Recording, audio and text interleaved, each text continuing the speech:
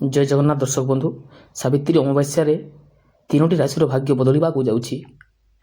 16 ମେ 2024 ଶନିବାର ଦିନ ଆପଣଙ୍କ ରାଶିରେ ଗ୍ରହମାନଙ୍କର ସ୍ଥିତି ଯୋଗୁଁ ଆପଣଙ୍କ ତିନୋଟି ଭାଗ୍ୟଶାଳୀ ରାଶି ଚମକିବାକୁ ଯାଉଛି ଓ ଭାଗ୍ୟ ବଦଳିଯିବ। ପ୍ରଥମେ ଜାଣିବା ଆପଣଙ୍କର ରାଶି ହେଉଛି ମିଥୁନ ରାଶି। ଆପଣଙ୍କର ଗ୍ରହ ସ୍ଥିତି ଏହି ସପ୍ତାହରେ ଆପଣଙ୍କ ରାଶିରେ ଚନ୍ଦ୍ରଙ୍କ ଗୋଚର ଘଟୁଛି ଏବଂ ଶନିଙ୍କ ଦୃଷ୍ଟି ଏବଂ ସନ୍ତୁଳିତ ସ୍ଥାନରେ ରହିଛି।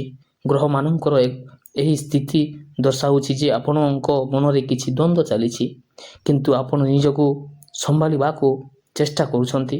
ଆପଣଙ୍କର ଭବିଷ୍ୟତ ଏବେ ଜାଣିବା। ଆପଣ ବାହାରକୁ ଦେଖିବାକୁ ଖୁବ୍ ଶାନ୍ତ ଏବଂ ଆତ୍ମବିଶ୍ୱାସୀ, କିନ୍ତୁ ଭିତରେ ଭିତରେ ଆପଣ ଅନେକ ସମୟରେ ଅସୁରକ୍ଷିତ ଅନୁଭବ କରନ୍ତି। ଆପଣ ଚାହାନ୍ତି ଯେ ଲୋକ ଆପଣଙ୍କୁ ପସନ୍ଦ କରନ୍ତୁ ଏବଂ ଆପଣଙ୍କର ପ୍ରଶଂସା କରନ୍ତୁ। ବିଗତ ଦିନର ଆପଣ କିଛି ଭୁଲ ନିଷ୍ପତ୍ତି ନେଇଛନ୍ତି, କିନ୍ତୁ ଆପଣଙ୍କ ପାଖରେ ପରିସ୍ଥିତିକୁ ବଦଳାଇବା ଅଦ୍ଭୁତ କ୍ଷମତା ରହିଛି। ଆସନ୍ତା କିଛି ଦିନ ମଧ୍ୟରେ ଏକ ଆର୍ଥିକ ସୁଯୋଗ ମିଳିପାରେ, କିନ୍ତୁ ଅଜଣା ଲୋକଙ୍କୁ ଶୀଘ୍ର ବିଶ୍ୱାସ କରନ୍ତୁ ନାହିଁ ଓ ଆପଣଙ୍କର ଗୁପ୍ତ କଥା କାହାକୁ କହନ୍ତୁ ନାହିଁ। ଆପଣଙ୍କ ପରିବାରରେ ସୁଖ ଶାନ୍ତି ଦେଖାଦେବ ଓ କିଛି ଆପଣ ନୂଆ ସୁଯୋଗ ପାଇପାରନ୍ତି। ଏବେ ଜାଣିବା ସିଂହ ରାଶି। ସିଂହ ରାଶି ବ୍ୟକ୍ତି ଗ୍ରହ ଚଳନ ସ୍ଥିତିରେ ମଙ୍ଗଳ ଏବଂ ବୁଧଙ୍କ ମିଳନ ଆପଣଙ୍କ ରାଶିର ପଞ୍ଚମ ଭାଗରେ ହେଉଛି।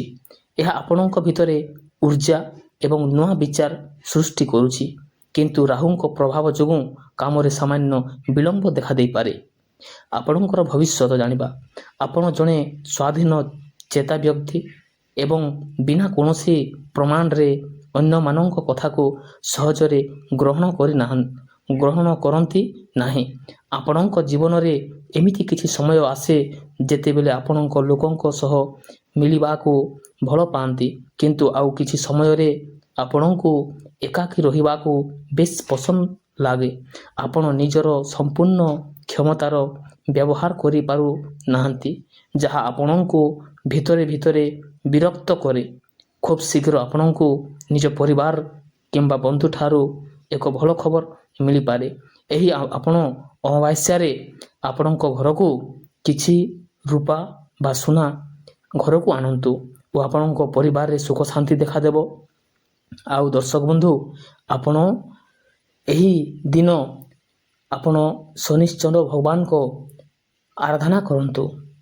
ଏବେ ଜାଣିବା ଦର୍ଶକ ବନ୍ଧୁ କୁମ୍ଭ ରାଶି।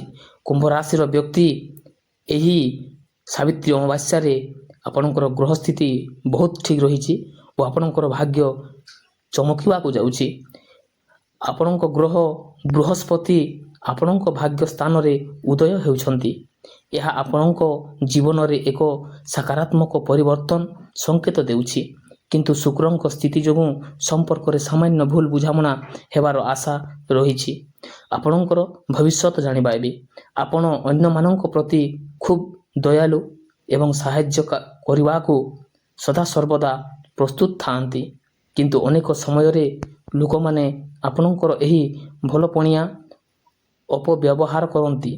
ଆପଣ ଭିତରେ କିଛି କରି ଦେଖାଇବାର ବଡ଼ ସ୍ୱପ୍ନ ଅଛି, ହେଲେ କେଉଁଠି ନା କେଉଁଠି ମନରେ ଏକ ଅଜଣା ଭୟ ମଧ୍ୟ ରହିଛି। ବର୍ତ୍ତମାନ ଆପଣ ନିଜ ଜୀବନରେ ଏକ ବଡ଼ ପରିବର୍ତ୍ତନ ଚାହୁଁଛନ୍ତି। ସ୍ୱାସ୍ଥ୍ୟ ପ୍ରତି ସାମାନ୍ୟ ଧ୍ୟାନ ଦିଅନ୍ତୁ ଏବଂ ମନେ ରଖନ୍ତୁ, ଧୈର୍ଯ୍ୟ ହିଁ ଆପଣଙ୍କୁ ସଫଳତାକୁ ବେଗ କରିବ ଓ ଆପଣଙ୍କ ପରିବାରରେ ସୁଖ ଶାନ୍ତି ଦେଖାଦେବ। କିଛି ଆପଣ ଏହି ସପ୍ତାହ ଭିତରେ କିଛି ଶୁଭବାର୍ତ୍ତା ଆପଣ ପାଇବାକୁ ଯାଉଛନ୍ତି। ଯଦି ଆପଣ ଏହି ତିନୋଟି ରାଶି ଫଳ ଭାବରେ ଆପଣ ଜାଣିଲେ, ସେହି ବିଷୟରେ ଆଜି ଏହି ସାବିତ୍ରୀ ଅମାବାସ୍ୟାରେ ଆପଣଙ୍କ ଦିନଟି ବହୁତ ସୁମୟରେ ରହୁ। ଓ ଦର୍ଶକ ବନ୍ଧୁ, ଆପଣ ଯଦି ସାବିତ୍ରୀ ଅମାବାସ୍ୟା ଦିନ ଘରକୁ ଯଦି ଆପଣ କିଛି ବସ୍ତୁ କିଣିବେ ଓ ଗରିବଙ୍କୁ କିଛି ଖାଇବାକୁ ଦେବେ ବା ଦାନ କରିବେ, ଆପଣଙ୍କର ଗ୍ରହ ଦୋଷ ଖଣ୍ଡନ ହେବ। ଜୟ ଜଗନ୍ନାଥ ଦର୍ଶକ ବନ୍ଧୁ।